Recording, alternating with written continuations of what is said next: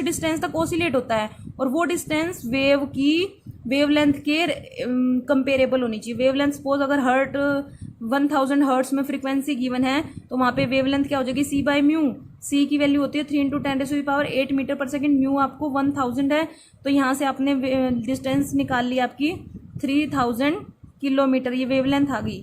तो मीन्स जितनी उसकी वेवलेंथ होगी इलेक्ट्रोमैग्नेटिक वेव की, या जितना डिस्टेंस होगा चार्ज के ओसिलेट करने तक का, वही उतनी ही वेवलेंथ की वेव आपको मिलेगी।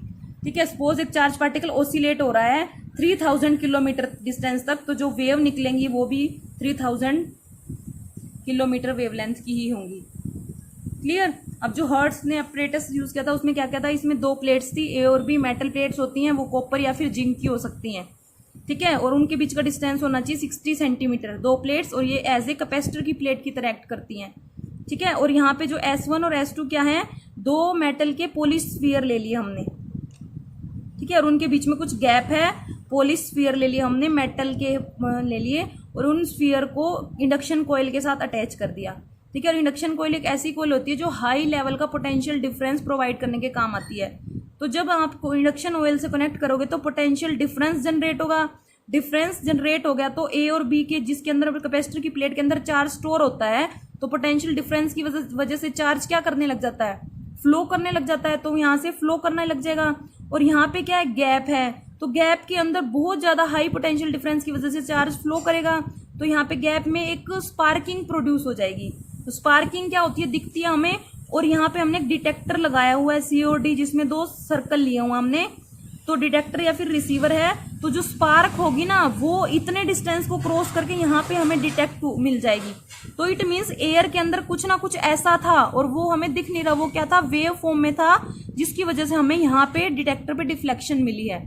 ठीक है, डिटेक्टर पे उसकी जो रिसीवर पे हमें जो मिली है उसकी डिटेक्शन, वो मिली है कि एयर में से कुछ क्रॉस करके यहाँ पे डिटेक्टर तक पहुंचा। इट मीन्स वहां पे एयर में कहीं ना कुछ वेव प्रोड्यूस है, इलेक्ट्रोमैग्नेटिक वेव बोला है उसको। इलेक्ट्रोमैग्नेटिक बहुत सारे टाइप की होती है, ultra violet rays, gamma rays, visible rays, X rays, microwaves, radio waves, तो ये सब क्या है, इलेक्ट्रोमैग्नेटिक वेव्स हैं। तो ये हर्ट्ज ने एक्सपेरिमेंट के थ्रू एक ओसिलेटिंग चार्ज क्या कर रहा है, यहां से भी निकल रहा है, यहां से भी निकल रहा है, ओसिलेट हो रहा है, उसकी वजह से जो क्या प्रोड्यूस करवा दी, इलेक्ट्रोमैग्नेटिक वेव्स, और इंडक्शन कोयल से हमने हाई पोटेंशियल डिफरेंस प्रोवाइड किया था। ठीक है, तो ये हर्ट्ज ने इलेक्ट्रोमैग्नेटिक वेव प्रोड्यूस होने का आपका बताया है। और इसमें जो इलेक्ट्रोमैग्नेटिक वेव्स जो प्रोड्यूस हो रही हैं, जो उनकी वेवलेंथ है वो कितने मीटर है, 6 मीटर है। तो इट मीन्स 6 मीटर डिस्टेंस तक ही जो चार्ज पार्टिकल एक्सेलरेट होगा, तो उसके कंपेयर में ही उतने वेवलेंथ की आपको रेडिएशन मिलेगी। ठीक है, जो यहाँ पे म्यू निकलेगी उसकी वैल्यू होगी, फ्रीक्वेंसी ऑफ द वेव कितनी होगी, 5 × 10⁻7 हर्ट्ज की फ्रीक्वेंसी होगी।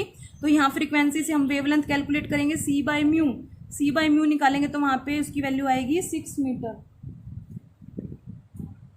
जो यहाँ पे डिटेक्टर और रिसीवर होते हैं वो क्या होते हैं, अनक्लोज मेटेलिक रिंग के होते हैं, अनक्लोज होते हैं। ठीक है, इनके अंदर कुछ गैप रखा जाता है और इस पोजीशन में रखे जाते हैं कि वो इस गैप के पैरेलल हो। अगर ये डिटेक्टर हम इस गैप के परपेंडिकुलर इस डायरेक्शन में रख देंगे तो कोई भी EM वेव्स यहाँ पे हमें डिटेक्ट नहीं होगी। ठीक है, परपेंडिकुलर नहीं होने चाहिए, पैरेलल ही होने चाहिए। और स्पार्क्स की वजह से, टीनी स्पार्क्स जो यहाँ पे प्रोड्यूस होंगे हाई पोटेंशियल डिफरेंस की वजह से, उनकी वजह से जो वेव निकलेगी वो EM वेव्स होती हैं। और हर्ट्ज ने ये कंक्लूजन बताया, आपको याद रखना कि हर्ट्ज एक्सपेरिमेंट में जो फ्रीक्वेंसी होती है इतनी होती है और वेवलेंथ इतनी निकलती है। सोल्व करके C की वैल्यू पुट करेंगे 3 × 10⁸ और म्यू की वैल्यू पुट करेंगे। ठीक है, जो हर्ट्ज ने कंक्लूजन बताया कि जो इलेक्ट्रोमैग्नेटिक वेव का नेचर कैसा होता है, वेव नेचर, क्योंकि जो ये यहाँ से जो वेव निकल रही थी वो कैसी थी, उसको हम रिफ्लेक्ट भी करवा सकते हैं, रिफ्रैक्ट भी करवा सकते हैं, इंटरफेरेंस भी हो सकता है, पोलराइजेशन, इंटरफेरेंस और पोलराइजेशन आपका नेक्स्ट यूनिट में आप पढ़ोगे। तो जो यहाँ पे जो वेव निकली है वो उन्होंने कहा कि ये वेव है, तो वेव क्यों कही, जो भी चीज यहाँ से निकल रही थी अगर वो पार्टिकल फॉर्म की होती तो वहां पे रिफ्लेक्शन, रिफ्रैक्शन, इंटरफेरेंस, डायफ्रैक्शन वो पॉसिबल नहीं होता। लेकिन अब जो चीज निकल रही है यहाँ पे स्पार्किंग हो रही है, तो वो वेव नेचर किस लिए पता चली, क्योंकि वहाँ पे रिफ्लेक्शन हो रहा है, उसका रिफ्रैक्शन हो रहा है, इंटरफेरेंस हो रहा है, पोलराइजेशन हो रहा है, ठीक है। और उसने ये देखा कि जो यहाँ पे निकल रही है वेव वो ट्रांसवर्स नेचर की है, मीन्स वहाँ पे क्या है, ओनली जब हम इसको पैरेलल पुट करते हैं तभी क्या हो रही है, हमें मिल रही है। अगर परपेंडिकुलर पुट करेंगे तो वो हमें डिटेक्शन नहीं देगा। तो जो इलेक्ट्रिक फील्ड हो रहा है associated with the waves radiated from parallel to two gaps, जो इलेक्ट्रिक फील्ड आ रहा है इस गैप के पैरेलल ही क्या हो रहा है, जो रेडिएट हो रहा है। चार्ज पार्टिकल रेडिएट होने का मतलब क्या है कि इलेक्ट्रिक फील्ड रेडिएट हो रहा है, पैरेलली रेडिएट हो रहा है। इट मीन्स जो इलेक्ट्रिक फील्ड है वो क्या है, perpendicular to the direction of propagation of electromagnetic waves, ठीक है। देखो यहां से हम इंडक्शन कोयल से हाई पोटेंशियल डिफरेंस प्रोवाइड कर रहे हैं, तो यहाँ पे क्या है, पोटेंशियल डिफरेंस प्रोवाइड कर रहे हैं, तो वही आपका क्या करता है, पोटेंशियल डिफरेंस ही तो इलेक्ट्रिक फील्ड को क्रिएट करता है।